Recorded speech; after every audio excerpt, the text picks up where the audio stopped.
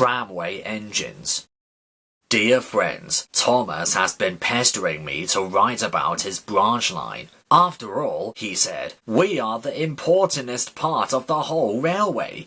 What can I write about? I asked. Oh, lots of things. Percy's woolly bear, Toby's tightrope, and your ghost, I added. Don't put that silly story in, said Thomas crossly. I will all the same. Thomas has been much too cocky lately. It will serve him right. The author, the Reverend Wilbert Era.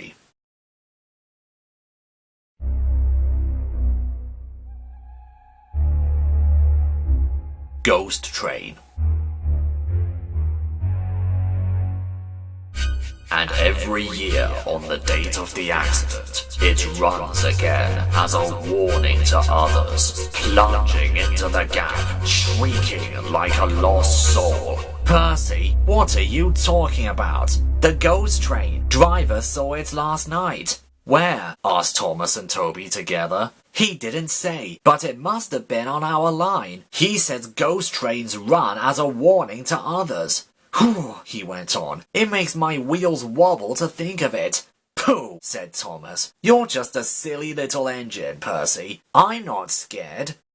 Thomas didn't believe in your ghost, said Percy the next morning. His driver laughed. Neither do I. It was a pretend ghost on television. Percy was disappointed, but he was too busy all day with his stone trucks to think about ghosts. That evening, he came back light engine from the harbour.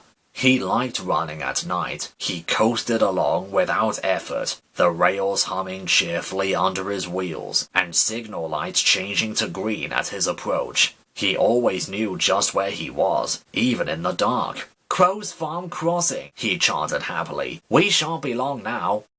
Sam had forgotten that Mr. Crowe wanted a load of lime taken to 40-acre field. When he remembered, it was nearly dark. He drove in a hurry, bumped over the crossing, and sank his cart's front wheels in mud at the field gate. The horse tried hard, but couldn't move it. The cart's tail still followed the railway. Sam gave it up. He unharnessed the horse and rode back to the farm for help. There's still time, he told himself. The next train isn't due for an hour. But he reckoned without Percy.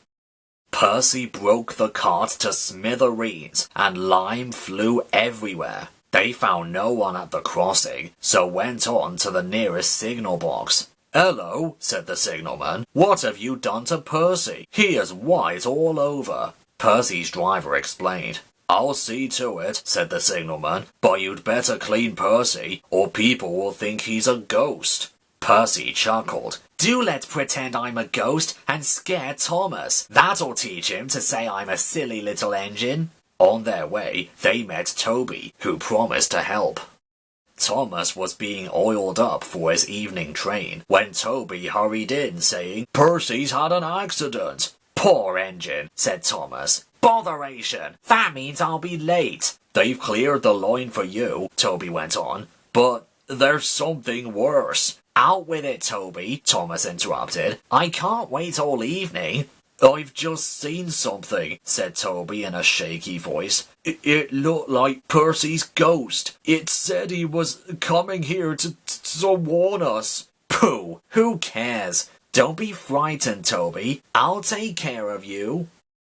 Percy approached the shed quietly and glided through it. Beep, beep, beep, beep, beep, beep, he shrieked. As had been arranged, Toby's driver and fireman quickly shut the doors. Let me in!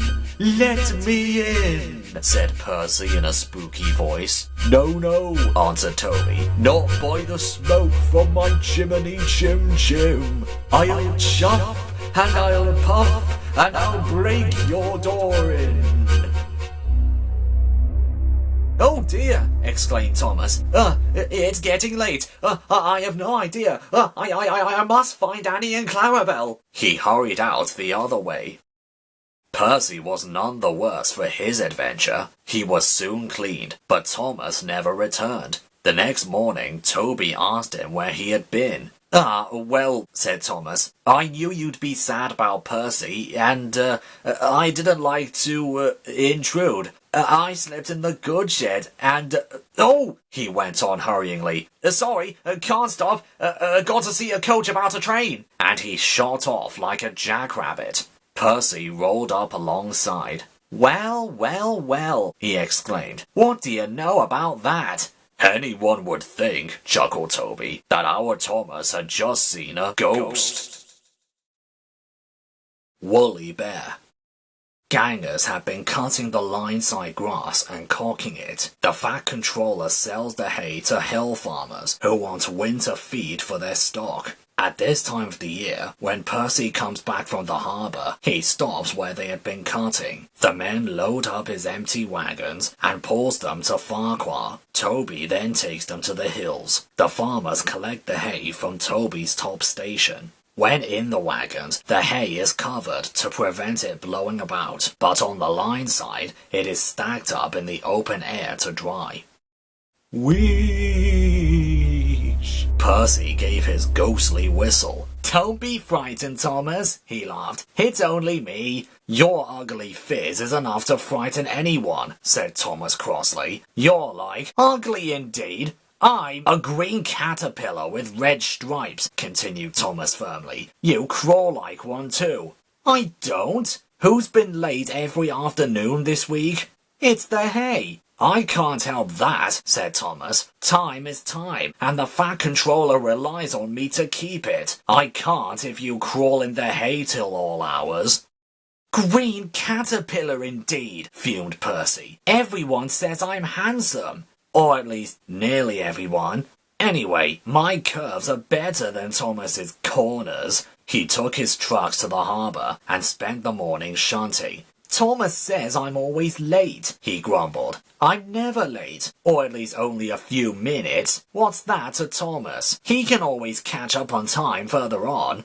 All the same, he and his driver decided to start home early. It was most unfortunate that, just before they did, a crate of treacle was upset over him. They wiped the worst off, but he was still sticky when he puffed away. The wind rose as they puffed along. Soon it was blowing a gale. Look at that, exclaimed his driver. The wind caught the piled hay, tossing it up and over the track. The gangers tried to clear it, but more always came. The line climbed here. Take a run at it, Percy, his driver advised. So, whistling warningly, Percy gathered speed, but the hay made the rails slippery, and his wheels wouldn't grip. Time after time, he stalled with spinning wheels, and had to wait until the line ahead was cleared before he could start again.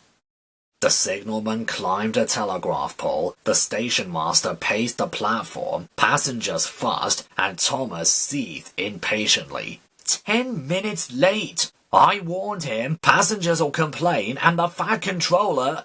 The signalman shouted, the station master stood amazed, and the passengers exclaimed and laughed as Percy approached. Sorry I'm late, Percy panted. So I should hope, scolded Thomas, but he spoiled the effect as Percy drew alongside. Look what's crawled out of the hay, he chortled. What's wrong? Asked Percy. Talk about hairy caterpillars, puffed Thomas as he started away. It's worth being late to have seen you. When Percy got home, his driver showed him what he looked like in a mirror.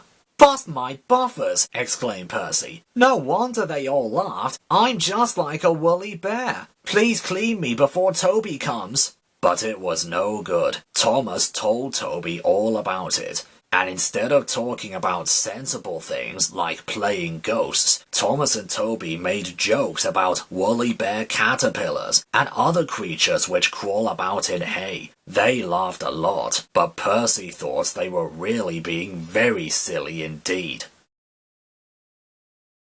Mavis. Mavis is a diesel engine belonging to the Farquhar Quarry Company. They bought her to shunt trucks in their sidings. She is black and has 6 wheels. These, like Toby's, are hidden by side plates. Mavis is young and full of her own ideas. She is sure that they are better than anyone else's. She loves rearranging things and put Toby's trucks in different places every day. This made Toby cross. Trucks, he grumbled, should be where you want them when you want them. Fudge, said Mavis, and flounced away. At last, Toby lost patience. I can't waste time playing hunt the trucks with you, he snapped. Take 'em yourself. Mavis was delighted. Taking trucks made her feel important.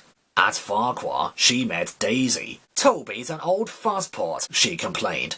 Daisy liked Toby, but was glad of a diesel to talk to. Steam engines, she said, have their uses, but they don't understand. Toby says only steam engines can manage trucks properly. What rubbish, put in Daisy, who knew nothing about trucks. Depend on it, my dear. Anything steam engines do, we diesels can do better. Toby's line crosses the main road behind Farquhar Station and, for a short way, follows a farm lane. The rails here are buried in earth and ashes almost to their tops. In wet weather, animals, carts and tractors make the line muddy and slippery. Frost makes the mud rock hard. It swells it too, preventing engine wheels from gripping the rails properly. Toby found this place troublesome, so when Frost came, he warned Mavis and told her just what to do. I can manage, thank you, she said cheekily. I'm not an old fusspot like you. The trucks were tired of being pushed around by Mavis. It's slippery, they whispered. Let's push her around instead. On, they yelled, as Mavis reached the stopboard. But Mavis had heard about Percy and took no chances. She brought them carefully down to the lane and stopped at the level crossing. There, her second man halted the traffic, while the guard unpinned the wagon brakes. One in the headlamp for Fusspot Toby, she chortled. She looked forward to having a good giggle about it with Daisy. But she never got her giggle. She was so sure she was right that she stopped in the wrong place. In frosty weather, Toby stops before reaching the lane, and while some of his trucks are still on the slope, this ensures that they can't hold him back, and their weight helps him forward till his wheels could grip again. But Mavis had given the trucks the chance they wanted. Hold back, they giggled. Up, ordered Mavis. The trucks just laughed, and her wheel spun helplessly. She tried backing, but the same thing happened. They sanded the rails and tried to dig away the frozen mud, but that only broke the spade. Cars and lorries tooted impatiently. Wailed Mavis in helpless fury. I warned her, fumed Toby. I told her just where to stop. I can manage, she said, and call me an old fusspot. She's young yet, soothed his driver, and she can manage her trucks herself. They're your trucks, really, his driver pointed out. Mavis isn't supposed to come down here. If the Fat Controller... You wouldn't tell, would you? Of course not. Well then... But, his driver went on, if we don't help clear the line, he'll soon know all about it, and so shall we. Yes, said Toby thoughtfully. An angry farmer was telling Mavis just what she could do with her train. Toby buffered up. Having trouble, Mavis? I am surprised. Gosh, said Mavis. With much puffing and wheel slip, Toby pushed the trucks back. Mavis hardly helped at all. The hard work made Toby's fire burn fiercely. He then reversed, stopping at intervals, while his fireman spread hot cinders to melt the frozen mud. Goodbye, he called as he reached the crossing. You'll manage now, I expect. Mavis didn't answer. She took the trucks to the sheds and scuttled home as quickly as she could. Toby's tightrope. The manager spoke severely to Mavis. You are a very naughty engine. You have no business to go gentering down Toby's line instead of doing your work up here. It's that Toby, protested Mavis. He's a fusspot. Toby has forgotten more about trucks than you will ever know. You will put the trucks where he wants them, and nowhere else. But there are no buts, said the manager sternly. You will do as you are told, or else. Mavis stayed good for several days. Mavis soon got tired of being good. Why shouldn't I go on Toby's line? She grumbled. She started making plans. At the top station, the siding arrangements were awkward. To put trucks where Toby wanted them, Mavis had to go backwards and forwards, taking a few at a time. If, she suggested to her driver, we used the teeniest bit of Toby's line, we could save all of this bother. Her driver, unsuspicious, spoke to the manager, who allowed them to go as far as the first level crossing. Mavis chuckled, but she kept it to herself. Frost hindered work at the quarry, but a thaw made them busy again. More trucks than ever were needed. Some trains were so long that Mavis had to go beyond the level crossing. This gave her ideas, and a chance to go further down the line without it seeming her fault. Can you keep a secret? She asked the trucks. Yes, they chattered. Will you bump me at the level crossing and tell no one I asked you? The trucks were delighted and promised. It was unfortunate that Toby should have arrived while Mavis was elsewhere and decided to shunt them himself. They reached the level crossing and Toby's brakes came on. This was the signal for the trucks. On! They yelled, giving him a fearful bump. His driver and fireman, taken unawares, were knocked over in the cab, and before they could pick themselves up, Toby was away, with the trucks screaming and yelling behind them. What none of them realized was that with the warmer weather, melted snow from the mountains had turned a quiet stream into a raging torrent, and that the supports for the bridge they were approaching had already been undermined. Toby and his crew saw it together. The bridge vanished before their eyes, leaving rails like tightrope stretched across the gap. Whistled Toby. His driver, still dazed, fought for control. Shut regulator, reverser hard on, full steam against the trucks. Hold them, boy! Hold them! It's up to you! Nearer and nearer they came. Toby whistled despairingly. Though their speed was reduced, braking was still risky. But it was all or nothing now. The driver braked hard. Toby went into a squealing slide, groaned fearfully, and stopped, still on the rails, but with his wheels treading the tightrope over the abyss.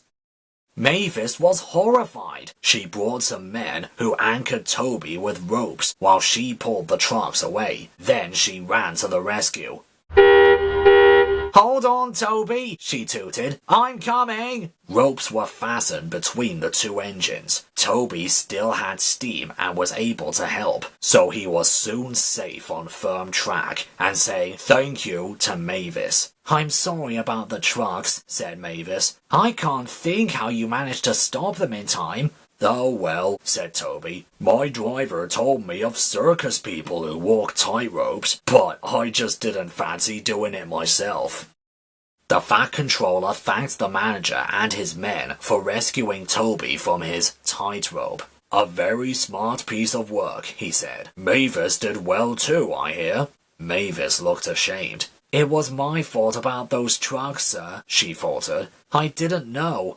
But if I could... Could what? Smiled the Fat Controller. Come down the line sometime, sir? Toby says he'll help me how to go on. Certainly, if your manager agrees. And so it was arranged. Mavis is now a welcome visitor at Farquhar Sheds. She is still young and still makes mistakes, but she is never too proud to ask Toby, and Toby always helps her to put things right.